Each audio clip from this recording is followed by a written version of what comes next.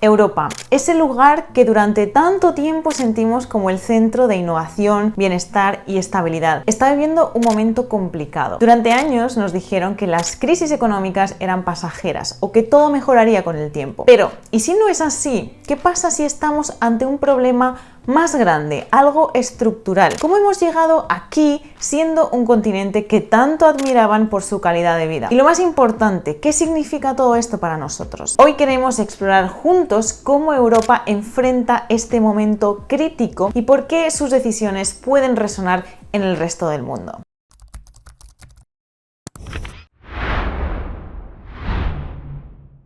A ver, si pensamos en Europa, es normal que lo primero que se nos venga a la cabeza sea el bienestar. Buenos hospitales, universidades públicas de calidad, pensiones decentes y servicios sociales que han transformado nuestras vidas. Aquí en España lo sabemos muy bien. Desde la transición hemos visto cómo estos sistemas han ayudado a muchísimas familias. Por ejemplo, se nos dice que nuestro sistema sanitario ha sido de los mejores del mundo y de hecho en 2019 ocupamos el 4º puesto según Bloomberg. No es perfecto, por supuesto, lo sabemos, y las listas de espera son interminables y mantenerlo cuesta obviamente unos impuestos elevados. Nos quejamos, sí, pero lo que a menudo olvidamos es que fuera de Europa mucha gente acaba arruinada por no poder pagar una operación o una simple complicación médica. Sin embargo, no podemos ignorar que este modelo que tanto admirábamos empieza ya a tambalearse. Desde la crisis de 2008 las cosas han cambiado. Los recortes que vinieron después afectaron muchísimo a todos y justo cuando pensábamos que no podía ser peor, llegó la pandemia. Y luego está el tema del desempleo juvenil, que es casi una tragedia en España. En 2023, 1 de cada 4 jóvenes en España no tenía trabajo. El 27%. Seguro que lo hemos visto de cerca, de hecho. Amigos o familiares que llevan años encadenando trabajos precarios sin llegar a nada estable o fijo.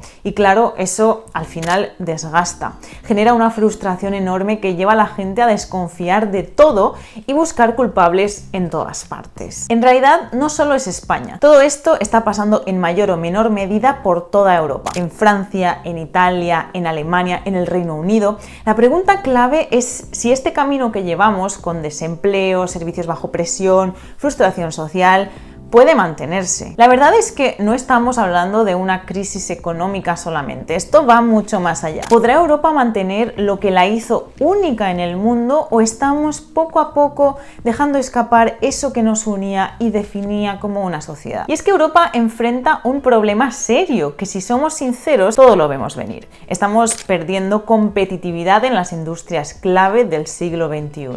No hablamos solo de coches o energía, sino de áreas que van a definir nuestro futuro, como la inteligencia artificial, la biotecnología o la tecnología digital. Y ahí la verdad es que estamos muy atrás. Según de hecho la Unión Europea, ni una sola de las 20 mayores empresas tecnológicas tiene sede en Europa.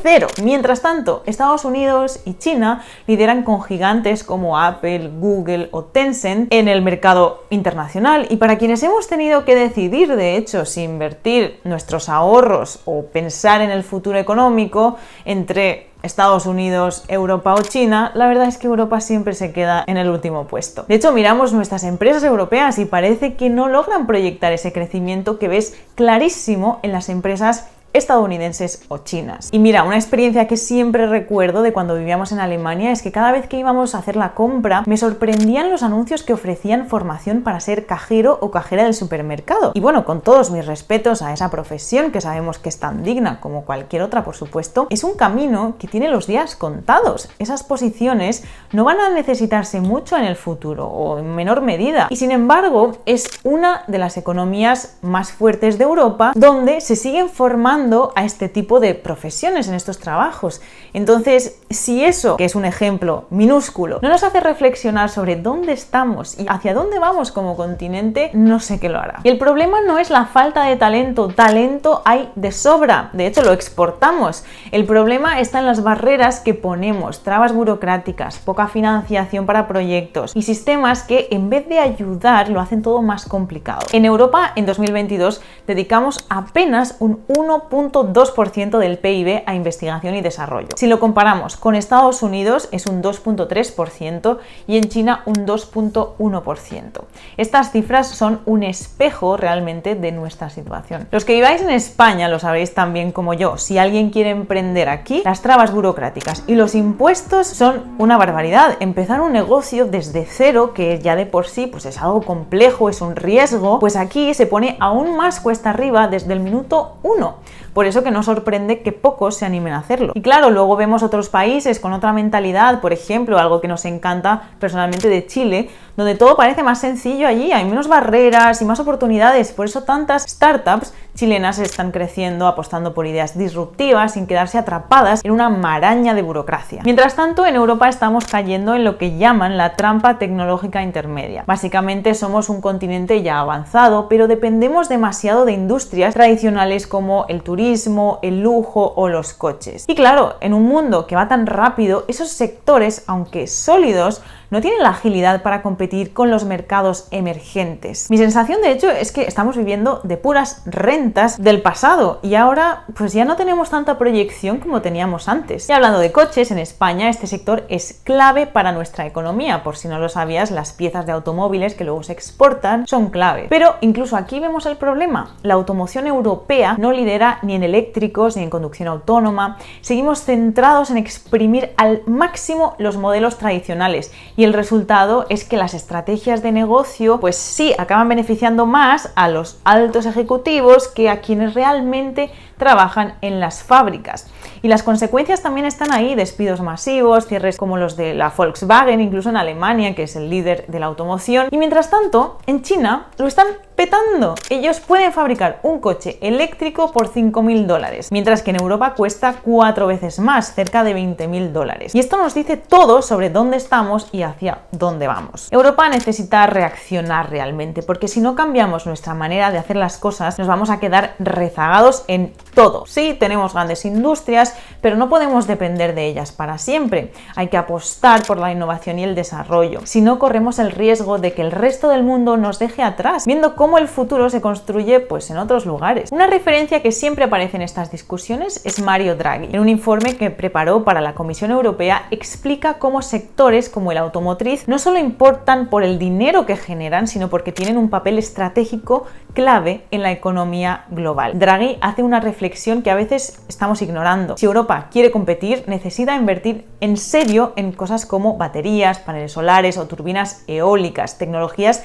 que serían fundamentales para descarbonizar la economía antes de 2030, que es uno de los objetivos que hay. Y hablamos de inversiones enormes en este área, de 450.000 millones de euros para cumplir esos objetivos. Pero claro, aquí está el problema: muchos de estos productos ya se fabrican mucho más baratos en países como China. Y esto nos lleva a una discusión que lleva años rondando por ahí: proteccionismo o apertura global. Por ejemplo, la Unión Europea ha puesto un arancel del 36% a los vehículos eléctricos chinos, y a simple vista parece una buena idea para dar algo de aire a nuestros fabricantes locales, pero la verdad es que tiene bastantes límites. Esto no cambia que a nivel global los coches chinos seguirán ganando más terreno gracias a sus costos más bajos, y si nosotros no fabricamos algo mejor y no innovamos, al final siempre estaremos igual. Y no solo eso, Draghi propone otra opción que a muchos les parece interesante: los subsidios. Invertir en áreas estratégicas como infraestructura digital, energías limpias o semiconductores podría ayudar a que Europa dé un salto adelante. Pero ojo, porque los subsidios también pueden ser un arma de doble filo. Si no se gestionan bien, podríamos ver cómo terminan beneficiando sobre todo a los países más ricos como Alemania y dejando a otros como a España más rezagados. Esto sinceramente nos hace pensar. En España tenemos un potencial tremendo, sobre todo en energías renovables. Nuestro sol, nuestro viento, incluso los avances en hidrógeno verde nos colocan en una posición privilegiada, aunque no lo sepáis. Pero cuando se trata de ejecutar los proyectos nos tropezamos siempre con lo mismo: la burocracia. Yo, cuando me enteré de que teníamos un impuesto al sol, casi me caigo de la silla. Bueno, por suerte ya lo quitaron desde 2018, que ya no existe, pero esto te da a entender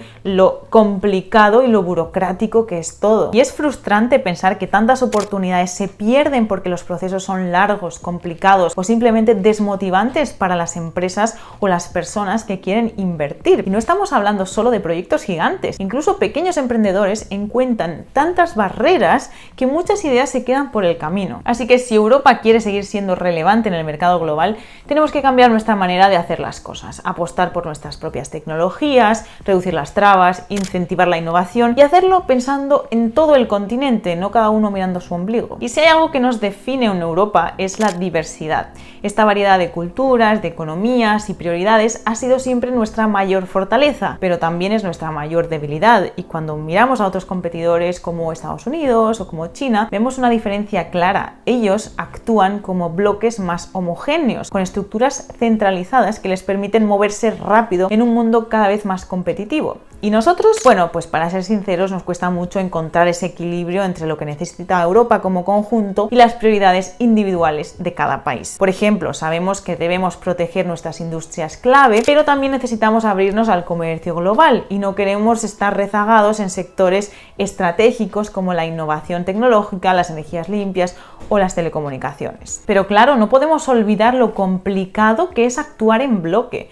Mientras Estados Unidos o China dependen principalmente de su propio mercado interno, nosotros seguimos siendo una red de alianzas y comercio internacional que puede tambalearse fácilmente frente a las tensiones globales. Porque ¿te has parado a pensar por qué Europa, con toda su historia y potencial, parece que no termina de despegar en algunos temas clave? Mira, en cosas como las telecomunicaciones pasa algo sorprendente. Mientras que en Estados Unidos o China tienen un puñado de gigantes que cubren a millones, aquí tenemos más de 30 empresas de telecomunicaciones, cada una en su rincón y cada una barriendo para su lado. Y claro, así es difícil competir en un mercado internacional. Lo mismo pasa con los bancos. ¿Sabías que el gigante bancario JP Morgan, solo él, es más grande que todos los grandes bancos europeos juntos? Y no es que no lo hayamos intentado. De hecho, hubo una historia para fusionar Siemens y Alstom que habría creado un líder del sector ferroviario capaz de plantar cara a China. Pero por cosas de la Comisión Europea, pues no cuajó la cosa. Y el resultado ha sido que seguimos divididos mientras otros se nos adelantan. Y entonces, ¿unirse no sería lo lógico? Eso parece, pero aquí viene otro tema polémico. ¿Cómo hacemos las cuentas? Hay una propuesta también de Mario Draghi que sugiere que los países europeos emitan deuda conjunta para financiar proyectos importantes. Pero esto pues no le hace gracia a Alemania, que lo ve como una invitación a cargar con los problemas de los demás. Y bueno, no le falta razón, pero mientras seguimos debatiendo, los demás avanzan y nosotros seguimos perdiendo el tiempo en reuniones. Esto también pasa con los aranceles. Recientemente salió la idea de imponer un impuesto a los coches eléctricos chinos. A Francia, que no depende mucho del mercado chino, le pareció bien, pero a Alemania pues no quiso saber nada. Tiene toda la lógica del mundo, su industria automotriz vive en buena medida de vender a China. Y es que lo preocupante no son solo estos desacuerdos políticos, sino lo que significan a gran escala. Potencias como China y Estados Unidos han sabido consolidar sus economías, mientras que aquí seguimos tropezando con las mismas divisiones internas de siempre. Y en un contexto tan competitivo, esas dudas no ayudan. El futuro está ahí, listo para quien quiera alcanzarlo, pero claro, tiene un coste, ¿no? Va a ser muy competitivo. Y lo que Europa decida en la próxima década no solo determinará su lugar en el mundo, sino las oportunidades que dejaremos a las próximas generaciones. Dime qué piensas tú sobre el futuro de Europa en los comentarios. Si te ha gustado este vídeo, dale un buen like y nosotros nos vemos en el próximo vídeo. ¡Hasta pronto! ¡Chao!